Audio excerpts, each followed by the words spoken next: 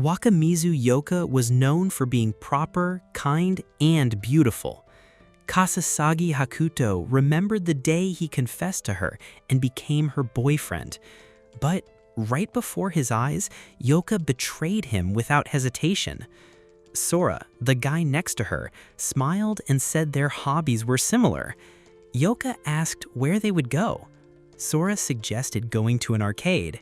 Yoka lit up with an excited smile and said she loved the idea. Yoka mentioned that Sora always invited her to concerts at that place. Sora smiled and said he was happy. Hakuto remembered when he had suggested light romance novels to Yoka, and she rejected them with disdain. He realized he had been deceived. Yoka was charmed by something in a store display and said it was cute.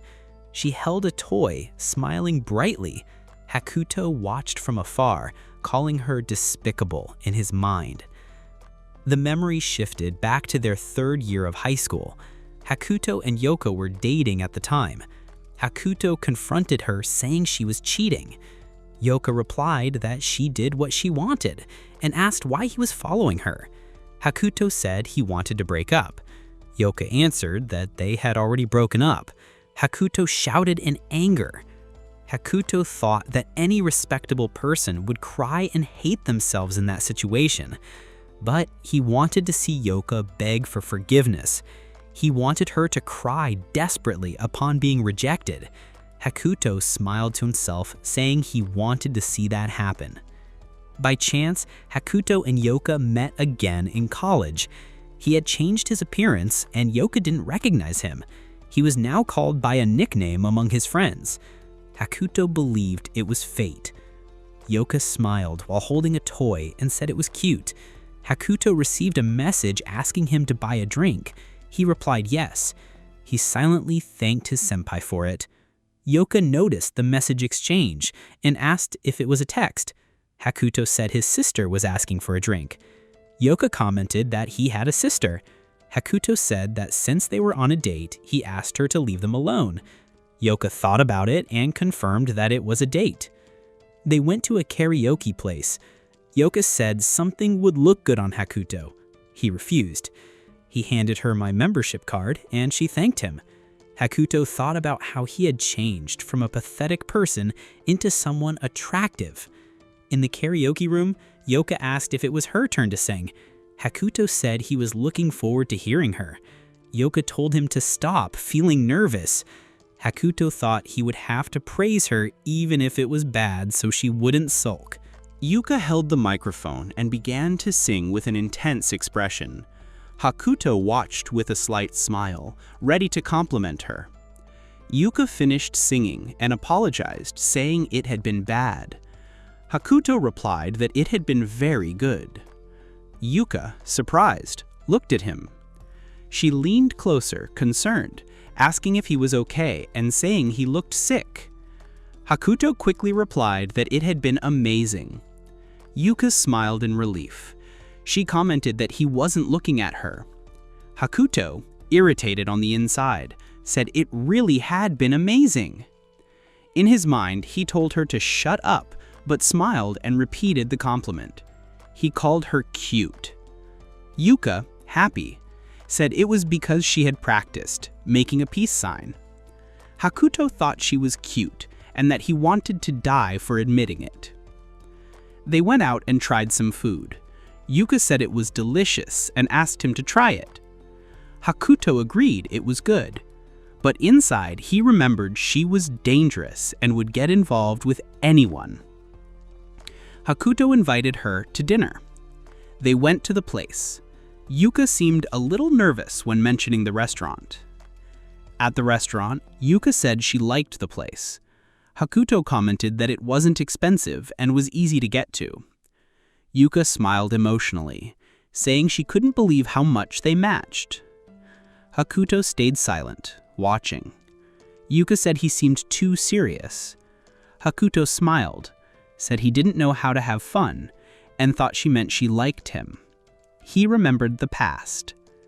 Yuka smiled again, replying that she could make that happen. She left for a moment, leaving Hakuto alone. He received a message and replied that he would be able to win her over. Yuka came back, apologizing for the delay. Hakuto said it was no problem.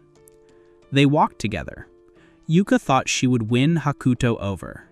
He thought that once he did, he would break up with her in a humiliating way. Yuka said she liked him very much. Hakuto listened, keeping his plan in mind. Hakuto took the chance to ask for her number. Yuka smiled and asked if he wanted to know why she liked him. Hakuto, pretending to be calm, said yes. She said it was because he was cute and calm. Hakuto thought he had won. Then, Yuka said she reminded her of her ex-boyfriend. Hakuto, surprised, asked if it wasn't the one from 6 years ago. She said no because they were completely different. Her ex was dull and unattractive, but he had been kind. Sora asked if kindness wasn't something worthless. Hiyori laughed and said of course it mattered. She remembered that a long time ago, Sora had done things that made her feel special. She recalled that on crowded trains, he would let her stand against the wall, that he would look for places they could visit together, that he walked ahead, clearing the way while she tried to avoid bumping into people, that he matched his pace to hers, that he paid attention to the streets so she wouldn't hurt her feet, and she concluded that he did all those things on purpose. Hiyori then said that unlike Sora, her ex-boyfriend didn't know how to keep his composure. He was always asking for compliments, which she found annoying, but even so, she had been happy. With a saddened look, Yuka confessed that she had done something terrible to him. She explained that she had been photographed going to a hotel with another man, accused of cheating. But in reality, she had only helped a relative carry some luggage. After being the target of a confession, she got carried away and let her boyfriend believe she had cheated, even without having done so. She never corrected him. Deep down, she no longer liked him. She admitted that she found him strange and bothersome, but she was being spoiled and liked the attention. Despite everything, she had never told him she loved him. When he decided to break up, Yuka was angry at first, but later cried a lot. Even now, tears would come whenever she thought about it. Sora grew furious and shouted that if she hadn't cheated, she should have said so clearly. Yuka was surprised by his reaction. Suddenly, a girl appeared, running toward them and calling him "Senpai" with a smile. She came closer and hugged him around the waist, saying he was her boyfriend. Shocked, Yuka asked what was going on. Sora, serious, said he had been planning to cheat on her. He confessed that he had asked his senpai to pretend to be his second girlfriend to make her suffer, but that he had changed his mind. In the end, he said, "My bad," and admitted that it didn't make any sense at all. The senpai stepped back, telling Sora to buy her a good drink later, and said his name. He then looked at her and said he regretted being so pathetic. She, stunned, repeated, "It can't be." Sora concluded by saying that this time, the breakup was final. As he walked away, Hiyori, almost crying, said that if he were really the Sora she knew, he wouldn't leave her like that. Yuka ran up and hugged Sora's arm from behind. With a serious expression, Sora said it was goodbye. Yuka's bag nearly fell from her hand and her feet faltered. She called him an idiot and shouted that she wouldn't let go of him. With tears and wide eyes, she declared she wouldn't release him. Then she asked in surprise if he was really Hakuto. He confirmed that he was. Sora asked if she remembered him, from Nishiyama High School, 3rd year, Class 2. He mentioned his birthday, saying it was March 2nd. Sora asked if there was no way she could remember that. She held onto his arm tightly and asked about the whole story of cheating and suffering. Sora admitted that it had been revenge. She reacted by saying that was cowardly.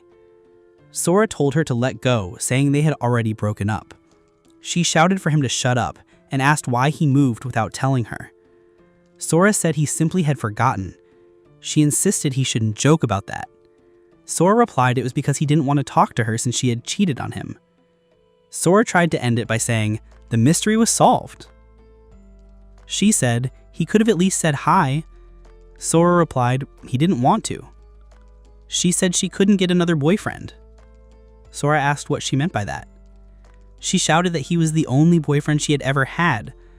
Sora shouted back that she was the one who had never said anything.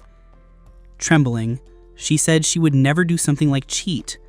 With tears running down her face, she confessed that she really did like him. She fell to the ground, crying desperately, apologizing. Sora looked at Miyuki and said he wasn't angry. She kept crying, saying she still felt like the worst person in the world. Sora said he really was pathetic and despicable. He said that if he had believed her at that moment, things would have been different. She asked if he still hated her. Sora thought that yes, he did hate her. Sora thought that nothing had changed. Even with Miyuki denying it, to him it was as if she had confirmed the cheating. Hakuto looked directly at Yuka. Tears in his eyes and a smile full of bitterness, he stated that he despised her, and that this would be his final act of revenge. Yuka, also crying, gave a pained smile upon hearing her name. She replied in resignation, saying she understood. The narrative then moves forward, revealing the Hakuto's first love had ended.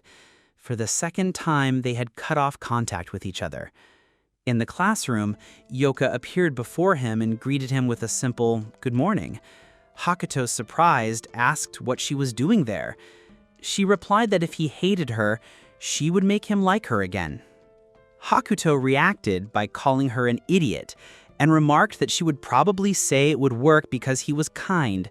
Then, without hesitation, she declared that she was talking about romance and stated directly that she liked him. Hakuto was taken aback, trying to push her away, saying he wouldn't fall for that. But Yoka insisted she was serious. Confused, he asked if she planned to make him fall in love with her. As the teasing and confusion continued, Yoka repeated several times that she liked him, while Hakuto covered his ears in irritation, saying that she still deeply annoyed him, despite everything.